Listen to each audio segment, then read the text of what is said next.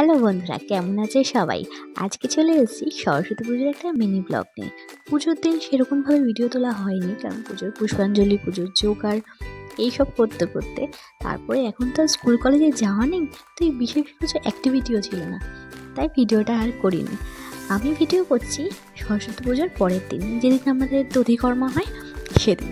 এই দধিকর্মার দিন আমাদের পাড়ায় খাওয়া দাওয়ার অনুষ্ঠান থাকে, খেলা থাকে, বাচ্চা বড় সব মিলে কম্পিটিশান থাকে, কুইজ কম্পিটিশান থাকে।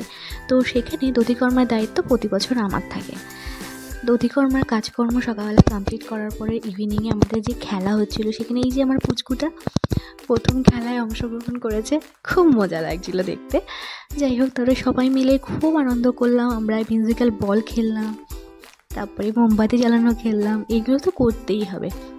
সবচেয়ে বেশি আকর্ষণ ছিল এখানে আমাদের মধ্যে একজন দিদা ছিলেন, তার বয়স 76-এর ওপরে। তিনি এত সুন্দর ধুনুচি নাচের আদলে নাচলেন যে দেখে অবাক হয়ে যায়।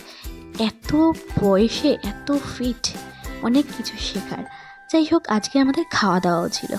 খাওয়া দাওয়ার মধ্যে অনুষ্ঠানে ছিল খিচুড়ি, আলুর দম, লাবড়া, চাটনি, পাঁপড়, মিষ্টি, একদম ভোগের আয়োজন। তো এই ভোগ আয়োজনের খাওয়া দাওয়া হতে হতে বেশ রাত হয়ে গেছিলো। ভিডিওটা আর বেশি করিনি, মোটামুটি সবাই তাড়াতাড়ি করে খেয়ে নিয়েছি, কারণ কালকে আজ ঠাকুর বিসর্জন।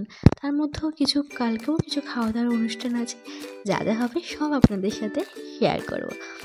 আশা করি ভিডিওটা ভালো লাগলো।